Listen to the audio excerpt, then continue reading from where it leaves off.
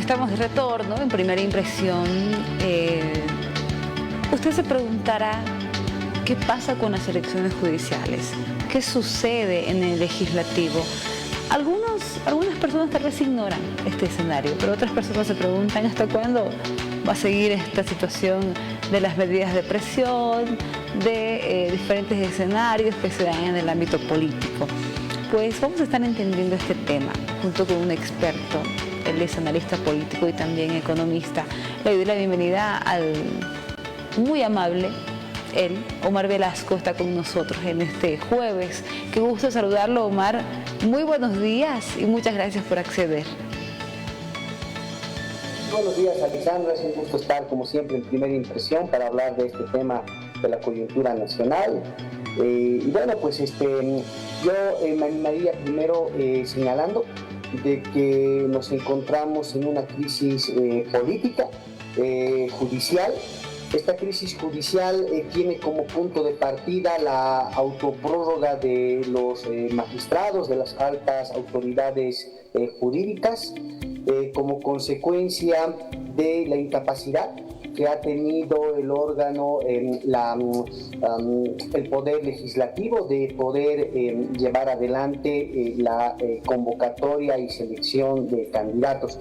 Este 2 de enero deberíamos haber arrancado con un nuevo poder judicial, con nuevas autoridades, y esto no ha ocurrido.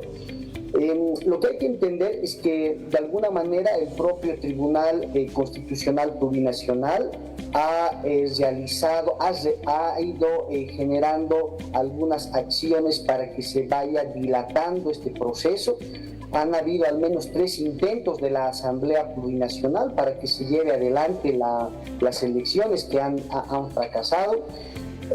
Lo que denota, por supuesto, que hay un interés, un trasfondo político detrás de esta prórroga, y que no puede ser, por supuesto, que la opinión de 2 magistrados, digamos, en la balanza pese más que más de 160 asambleístas, ¿no? Que hoy no han podido llevar adelante este proceso de selección, y que al final de cuentas genera un vacío institucional. Hay que recordar, Alexandra, que cuando en el mandato de la expresidenta Yanine Áñez se tuvo que realizar una ley especial, ¿no? Ante la emergencia sanitaria, para prolongar el mandato tanto de la primera mandataria en ese momento como de los alcaldes y gobernadores, ¿no? Pero eso fue con una ley expresa de la Asamblea, porque es la única manera, es el único medio para poderse prorrogar en un cargo electo en el país, ¿no? No existe otro mecanismo.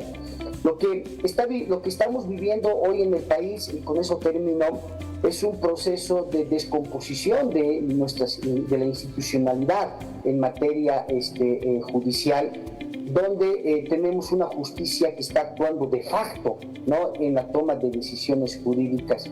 La pregunta, por supuesto, que habría que hacerse es quién o quiénes se benefician o están interesados, ¿no?, en que estos jueces y magistrados puedan prorrogarse por un tiempo mayor al debido.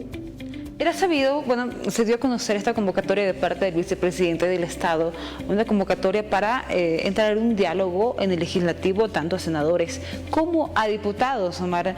¿Qué pasa en el legislativo? Y la pregunta está en el titular de la entrevista. ¿Será que hay una crisis en el legislativo, tomando en cuenta el trabajo del señor Guaitari dentro de los diputados, que hasta el momento tengo entendido que no hubo una sesión en donde se pueda hablar de las elecciones o se pueda debatir las elecciones judiciales? ¿Esto conduciría, tal vez, Omar, a una crisis en el legislativo? Bueno, en realidad lo que estamos viviendo es también una consecuencia de la división interna, de los divisionismos, de las fracturas internas, no solo en el partido de gobierno, sino también en los partidos de oposición, que ha hecho que la Asamblea sea hoy un escenario prácticamente ingobernable.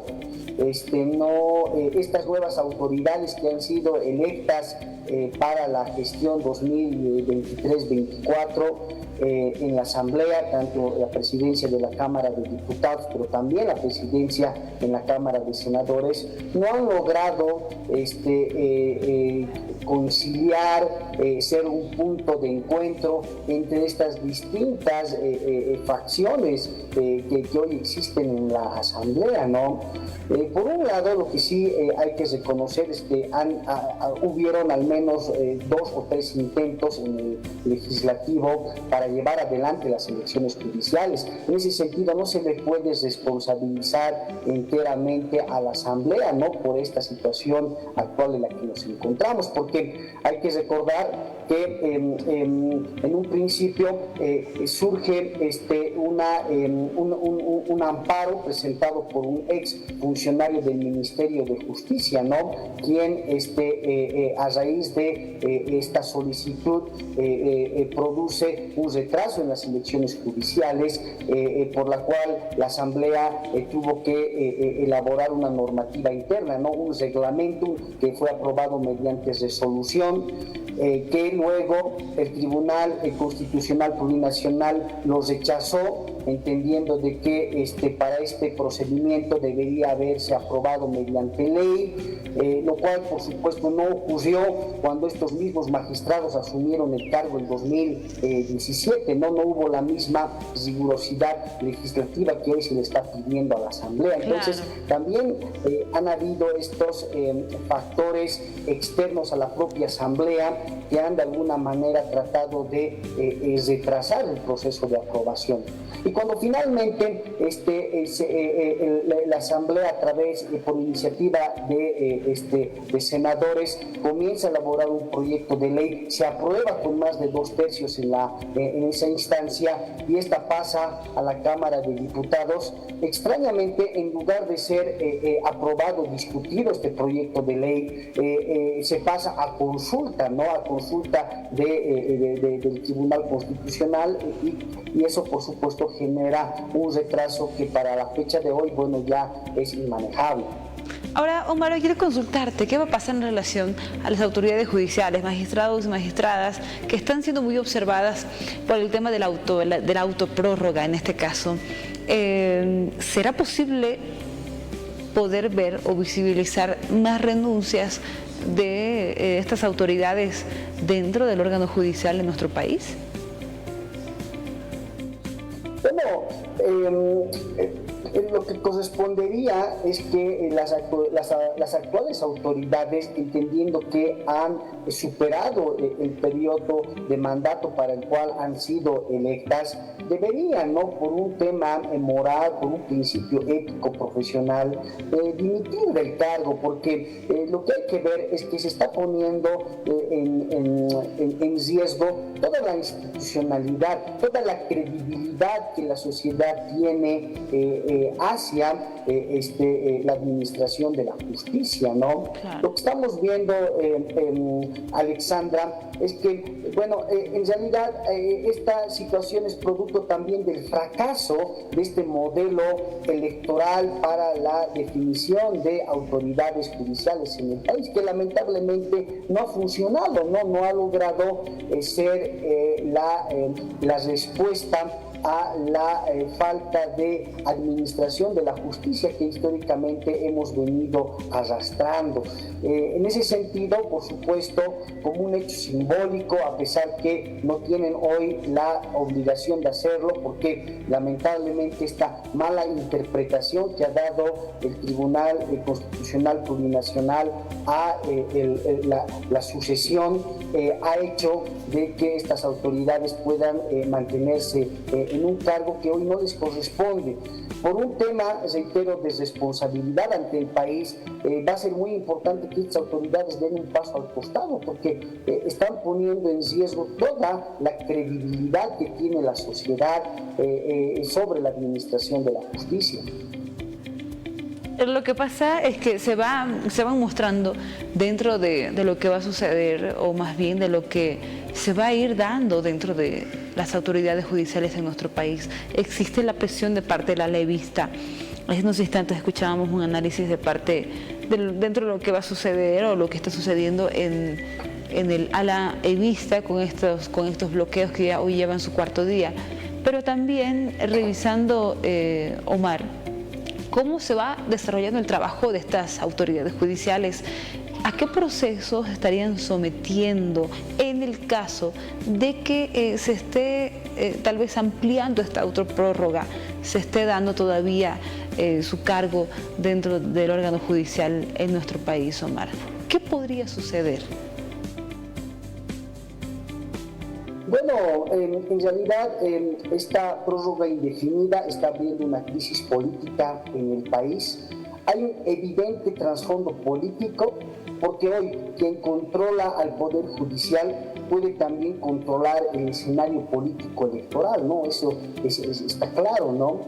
El Poder Judicial hoy se ha puesto por encima de los otros poderes del Estado, ¿no? Y de alguna manera la política y la justicia parece que están yendo de la mano, ¿no? Esto, por supuesto, abre la posibilidad de una fuerte crisis, una fuerte convulsión social en el país, ¿no? En ese sentido, estas manifestaciones que por supuesto han comenzado, estos bloqueos de carreteras, son parte, ¿no?, de las consecuencias de no haber llegado a acuerdos legislativos antes de fin de año. Pero aquí, Alexandra, creo que es importante separar. Una cosa es la crisis judicial que estamos viviendo, que eso es lo que debería ser la preocupación principal del país, del tema de las disputas internas del partido de gobierno, porque está bien, ¿no? Lo que hay que ver es que quien debería haber llevado adelante esta representación de rechazo ante de la prórroga debería, por supuesto, ser la oposición del país, ¿no? Si es que en el país hay una verdadera oposición, ellos deberían haber liderado, ¿no?, esta reacción, ¿no?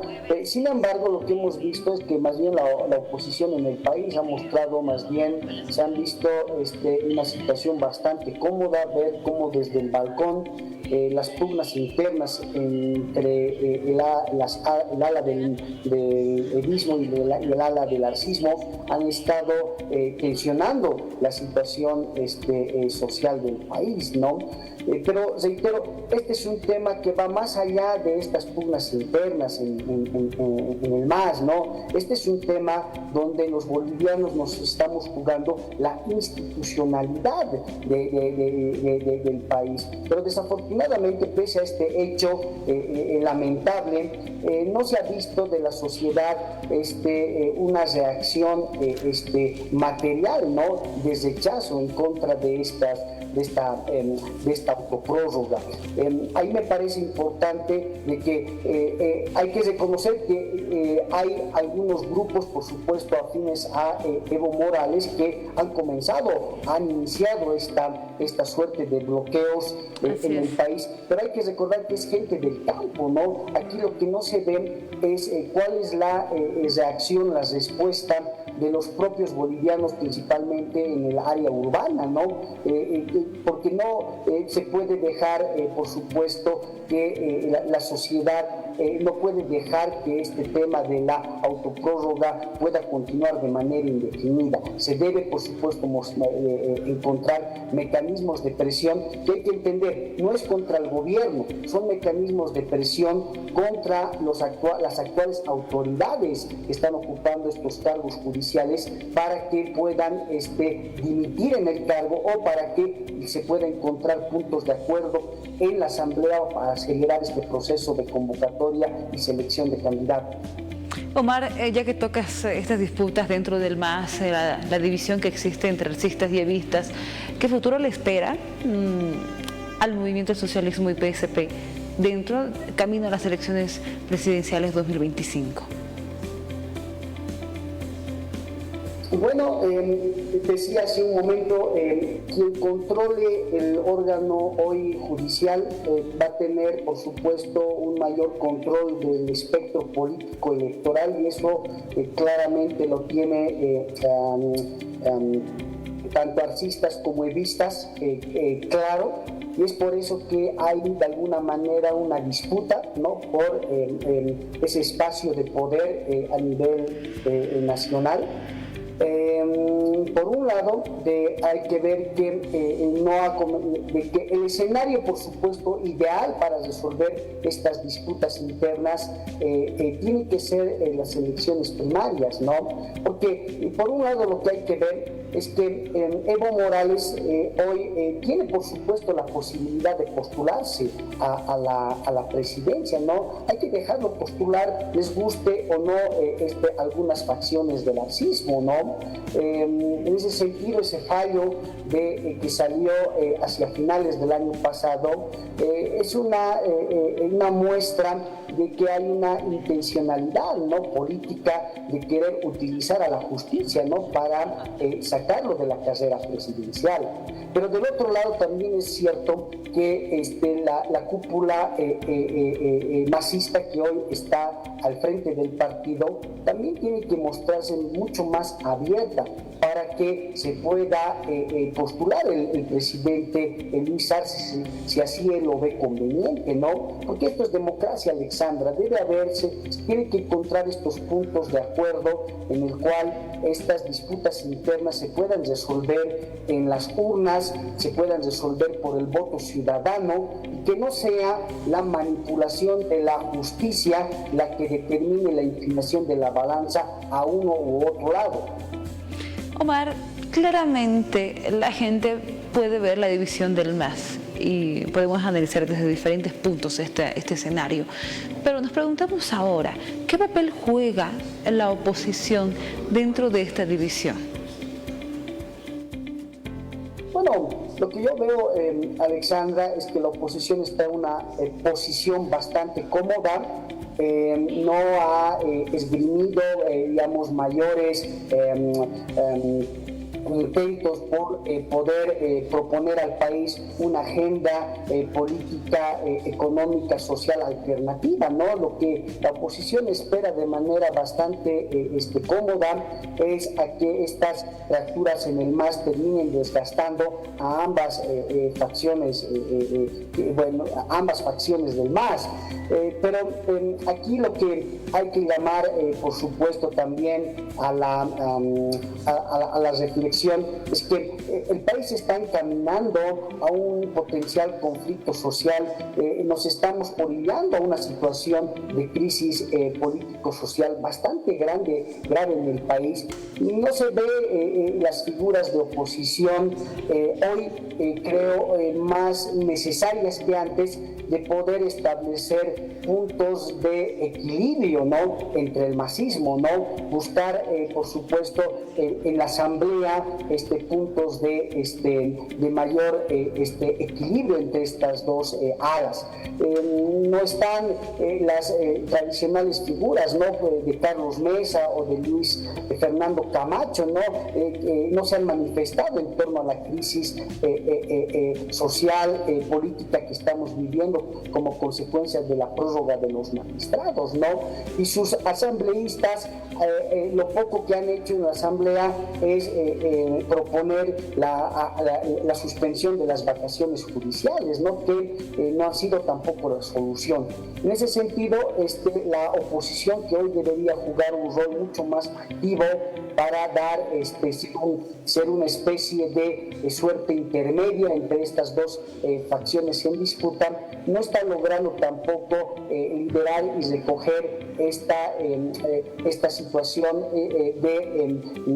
de vacío que existe, claro, en la política boliviana.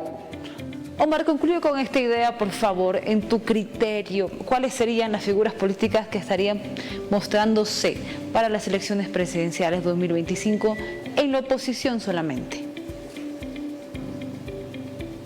Bueno, yo lo que veo, estimada Alexandra, es que no están todavía estas figuras visibles del todo, no, dentro de los actuales partidos de gobierno, tanto de Unidad Ciudadana como de Creemos.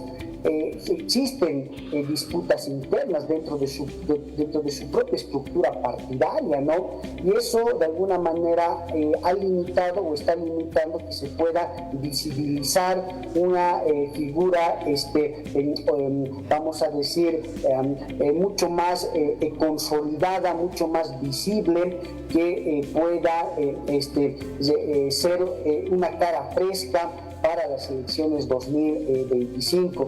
En contraposición, lo que sí se ve es que han ido apareciendo nuevas figuras que no han participado en las elecciones nacionales anteriores, ¿no? Está el rector, por supuesto, de Santa Cruz, están algunas personalidades también aquí en la ciudad de La Paz, que están comenzando a mostrar algún, digamos, interés, inclinación en el ámbito político, pero todavía con escasa presencia en el terreno nacional. Yo creo que esta pregunta había que por lo menos trasladarla unos 4 o 5 meses más adelante, ¿no? Cuando ya tengamos un panorama mucho más claro, más certero de cómo va a evolucionar las candidaturas, primero en el partido de gobierno, que va a ser en realidad el punto de partida que va a poder dar curso a el resto de candidaturas en la oposición. Bien. Omar, te agradezco mucho su tiempo con Televisión Universitaria y muchas gracias por estar con nosotros. Que tenga un bonito jueves. Muchas gracias, Alexandra. Igual para usted. Gracias. Muchas gracias al analista político Omar Velasco, economista también él, para poder visibilizar un poco qué es lo que va sucediendo con las elecciones judiciales, por qué no se toma en cuenta el tema dentro de las sesiones que se van a llevar a cabo en el legislativo, elecciones judiciales. Dicen que no está todavía en agenda.